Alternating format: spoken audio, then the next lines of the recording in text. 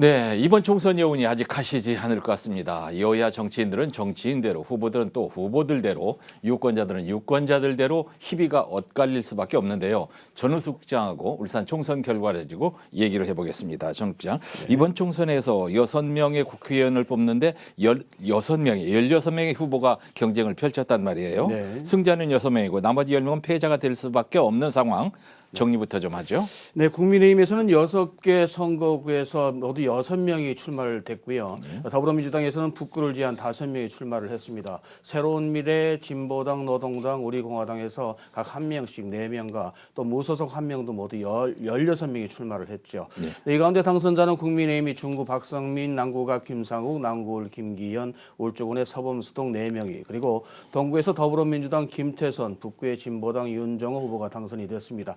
네, 국민의힘 4명, 민주당 1명, 진보당 1명 등 3개 당 소속 출마자가 당선이 되면서 선거정이 삼각구도가 형성이 되게 됐습니다. 예, 삼각구도라고 하는 게 국민의힘, 민주당, 진보당 이런 게 이제 처음은 아니고요. 20대 총선이었던가요? 지금과 비슷한 선거 구도가 있었죠. 예, 그렇습니다. 지난 20대 그 선거, 그러니까 2016년 통합진보당이 위헌정당으로 해산이 되면서 무소속으로 출마했던 지금의 김정은 동구청장과 윤정호 현 당선자가 진보 노동세력 대표로 원내에 진입하던 때가 상당히 닮은 꼴입니다. 당시는 새누리당 공천에서 탈락해서 무소속으로 출마했던 강길부 전 의원이 있기는 했지만 역시 보수 성향 출신이라는 점에서 지금의 당선자 배출 구도와 거의 유사하다고 할 수 있습니다. 네. 그러니까 이제 정당별 당선자 분포는 국민의힘 4석, 더불어민주당 1석, 진보당 1석. 21대 선거에서 5석에서 한 석이 이제 국민의힘이 잃었고 더불어민주당은 1석 그대로고 진보당만 1석이 늘어난 형국. 그렇죠? 네, 그렇습니다. 네. 네, 전국적으로 국민의힘이 엄청난 참패를 한 상황에서 그나마 울산에서는 4석을 건졌으니까 나름은 선전한 셈인데요. 특히 울산 당선자들의 면면을 보면 그 유의미한 성과를 거뒀다고 할 수 있습니다.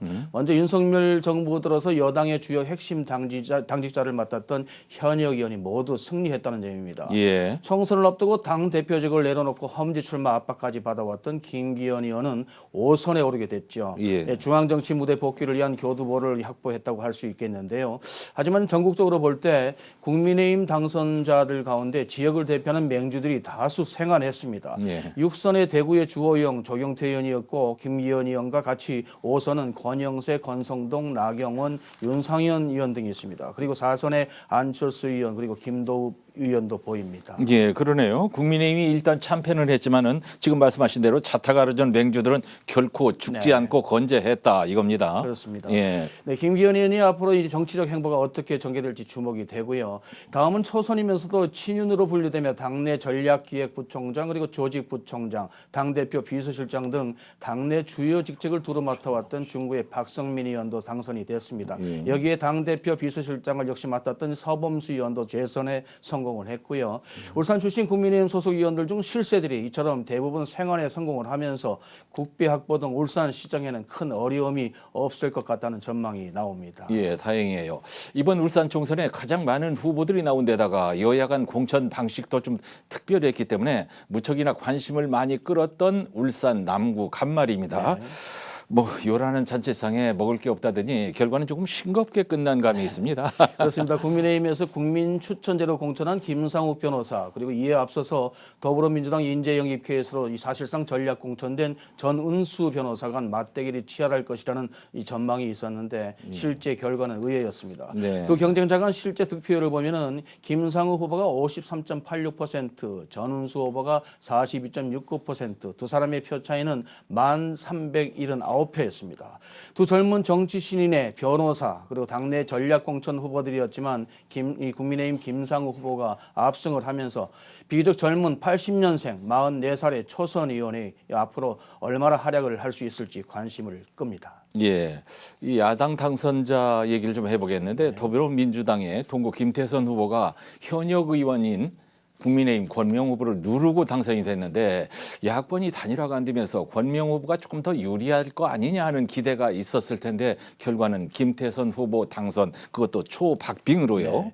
밤 12시가 다 돼가는 시간까지 결과가 엎치락뒤치락 됐었는데요. 예. 김태선 후보가 45.88%, 국민의 후보는 45.20%, 불과 0.68%의 차이, 실제 표 차이는 568표에 불과했습니다. 네. 서로 피말리는 접전이 펼쳐졌는데요.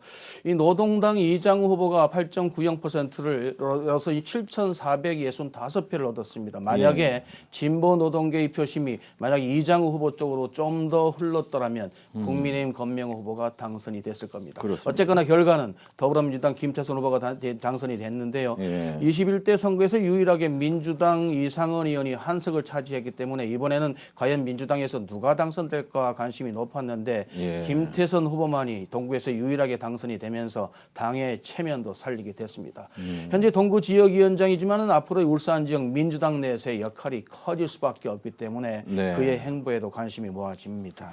북구에서 표차가 굉장히 많이 났던데 북구의 진보당 윤종호 후보 말입니다. 네. 전국에서 진보당은 윤종호 후보 한 명 당선 유일해요. 그렇습니다. 네. 민주당과 진보당 간 연대에 합의하는 과정에서 현역이었던 이상은 의원과의 갈등이 있기는 했지만 국민의힘 박대동 후보를 큰 표 차이로 이기고 14,000여 표 차이가 나는데요. 재선 의원이 됐습니다. 예. 국회의원도 해보고 이 북구청장도 해봤기 때문에 그의 정치적 보폭도 넓을 것이라는 기대를 갖게 합니다.